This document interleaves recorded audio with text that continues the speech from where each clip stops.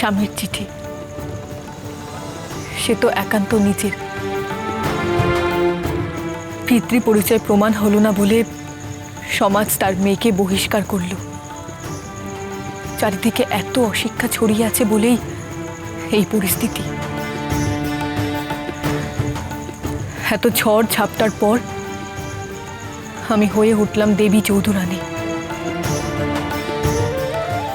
এই সংসার থেকে আমাকে অশিক্ষা দূর করতে হবে।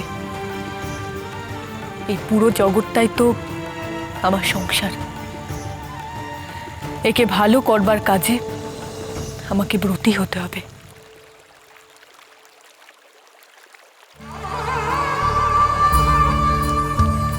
তোমার সমস্ত কাজেই আমি তোমার পাশে আছি প্রফুল্ল। আমি শুধু এটা চাই না যে দেবী চৌধুরানী আবার ফিরে আসুক। সে আজ মৃত।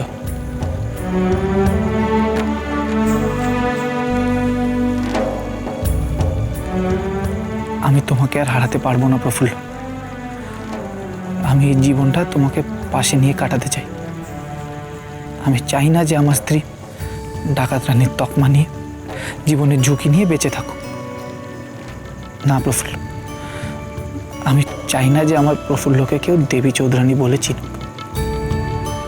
দেবী চৌধুরানী হিসেবে কেন চিনবে? রানীমাকে তো আর কেউ দেখেইনি।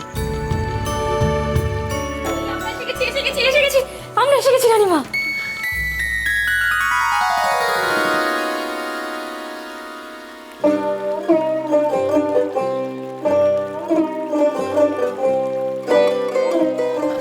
ওমা, তোমরা? হ্যাঁ রানীমা, আমরা এসে গেছি। আপনার বিয়ে বলে কথা, সে খবর পেয়ে বসে থাকতে পারি?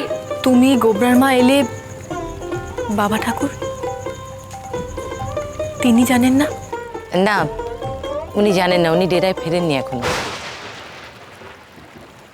জানো দেবী, একটা সময় স্বামীর সঙ্গে থাকবো বলে নিজের পরিচয় গোপন করে পুরুষ সেজে সন্তান দলে যোগ দিয়েছিলাম। আর তোমাদের এত পুণ্যের কাজে আমি থাকবো না, তা কি হয়? সবাই যখন এত করে চাইছে তখন তুমি আর অমত করো না প্রফুল্ল। কাল এখানেই এই বজরাতেই মা বিশালাক্ষীর মূর্তিকে সাক্ষী রেখে আমি তোমাকে আবার সিঁদুর পরিয়ে দেব।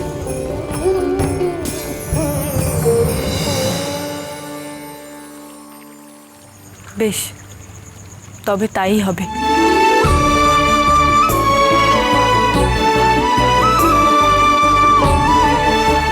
না না না, শুধু কিন্তু সিঁদুরদান হলে চলবে না।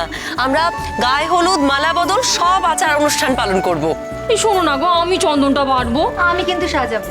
আমিও সাজাবো। সবাই মিলে খালি সাজাবে, বাকি অন্য কাজ নেই? বলো। আরে খাওয়া দাওয়া এত এত মানুষজন খাবে, ভালো করে আচ্ছা, রান্না আমার শাড়ি বা গয়নাগুলো পালিশ টালিশ বেনারসি, দেবার আছে কিন্তু। বেনারসি। হ্যাঁ, বেনারসি লাগবে। তাহলে? আর রান্না কি তুমি তো? হ্যাঁ। আচ্ছা, এদিকে আমার কাছে। আচ্ছা, তাছাড়া আমাদের আলতা গুণ রাখতে হবে, আলতা পরাতে হবে।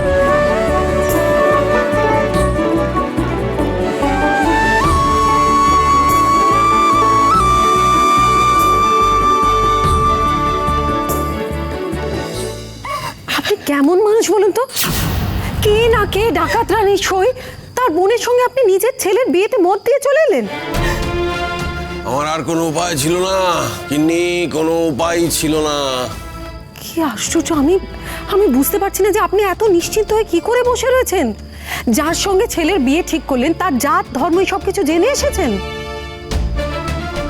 বললো তো কুলিন, আসলে কি কে জানে। বাহ, ওরাও আপনাকে বললো আর আপনিও অমনি বিশ্বাস করে নিলেন ওদের মুখের কথা। তা বিশ্বাস না করে আমি কি করতাম? বলো, কি উপায় ছিল আমার? শোনো, তোমার ছেলের বিয়েটা আগে না আমার প্রাণটা আগে? এই বিয়েতে মত না দিলে না তোমাকে বিধবা হতে হতো। হ্যাঁ, তড়িবধ করে তোমার মাছ খাওয়া ঘুচে যেত। তাই বলছি, শোনো, এই কথা নিয়ে আর কথা বাড়িয়ে কোনো লাভ নেই। ওই মেয়ে যে জাতেরই হোক না কেন, যে কুলেরই হোক না কেন, এই বিয়েটা হচ্ছে মানে হচ্ছেই, ব্যাস, আর কোনো কথা নেই। ও হ্যাঁ, আমি যেটা বলছি ভালো করে শোনো। তুমি ওই মেয়েকে ভালো করে বরণ করে ঘরে তুলবে আর খুব ভালো করে খাতির যত্ন করবে, বুঝেছো তো? না, এ বিয়ে হতে পারে না। এ বিয়ে আমি মানি না। আমার কি সর্বনাশ হলো গো। আমার আরেকটা সতীনাশ। নয়ন বউ, তুমি থামবে? দেখছো তো আমি কথা বলছি। গিন্নি ওকে মরা কান্না কাঁদতে বারণ করো। এই কান্না থামাও। যদি সতীন নিয়ে ঘর করতে পারে তো করুক, আর মানতে না পারলে নিজের বাপের বাড়ি চলে যাক। যত সব এই বাতাস করো তো, কেউ বাতাস করার নেই। হ্যাঁ এসব কি হচ্ছে? কি শুনছি আমি? ডাকাত রানী মানে তো প্রফুল্ল দিদি, তার আবার বোন এলো কোথা থেকে? সব কেমন যেন গুলিয়ে যাচ্ছে আমার।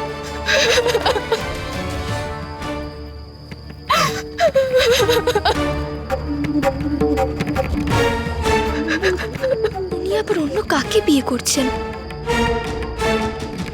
আর তো বিয়ে করবার কথা ছিল। কি বিড়বিড় করছিস রে সাগর? কাকে বিয়ে করার কথা ছিল না?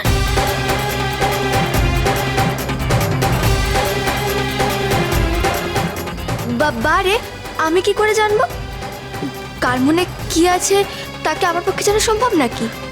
যার মনে যা আছে সে তাই করবে, আমার তাতে কি? আমি বাপু আমার বাপের বাড়ি চলে যাব।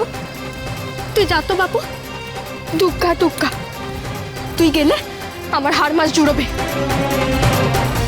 এই দুজনেই থামো, কেউ কথা বলো না। বিলাস শোনো, বলছি হাতে আর বেশি সময় নেই বুঝলে, খুব তাড়াতাড়ি বউ ভাতে তোড়জোড়টা করতে হবে। তবে খুব স্বল্প আয়োজনে করবে, ধুমধাম করার কোনো প্রয়োজন নেই, খরচপাতির কিচ্ছু প্রয়োজন নেই, বুঝতে পারলে তো? খুব নমনম করে করলেই হবে। কিন্তু জামাইবাবু আত্মীয় স্বজন এদের তো না, অত ভোজনের কোনো প্রয়োজন নেই। ভোজন করিয়ে কি হবে? যত বেশি লোক আসবে তত বেশি কথাবার্তা হবে, তত বেশি সমালোচনা হবে। কি জাত, কি কুল, কি গোত্র, কি, বুঝলে? এত এইসব প্রশ্নের মধ্যে ঢোকার কোনো দরকার নেই, বুঝলে? দরকার নেই মানে কি? মানে এভাবে কি কোনো বিয়ে হয় নাকি? না না, এই বিয়ে আমি কিছুতেই মানি না। মানতে হবে না, কাউকে বিয়ে মানতে হবে না। এই বিয়ে যদি না হয় না, তাহলে ওই ডাকাত রানী ফিরে এসে আমাদের বাপ বেটাকে আবার শুলে চড়াবে। এ কি বলছেন বাবা মশাই? দিদি শুলে চড়াবে বাবা মশাই আর ওনাকে? এ হতেই পারে না। শুলে চড়াবে মানে? তাহলে আপনারা এত লেঠেল কোম্পানির সৈন্য সিপাই এরা সব আছে কি করতে? ও থেকে কোনো লাভ নেই গিন্নি। ওই ডাকাত রানীর নাম কি জানো তো? কি নাম? দেবী চৌধুরানী। হ্যাঁ, সে যে কত বড় ফন্দিবাজ। ওই সাহেবের সৈন্য সিপাহী সব ওর কাছে না পিঁপড়ে পিঁপড়ে পিঁপড়ে। ভগবানের অশেষ করুণা, আমি আমার পিতৃদত্ত প্রাণটা রক্ষা করে ফিরতে পেরেছি। আর তুমি সাহেবের কথা বলছো?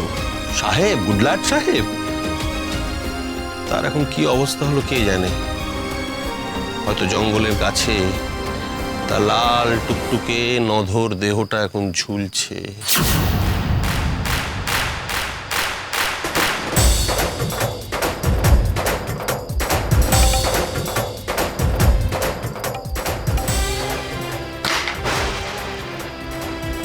Oh, good lad. Goodbye. Ahari.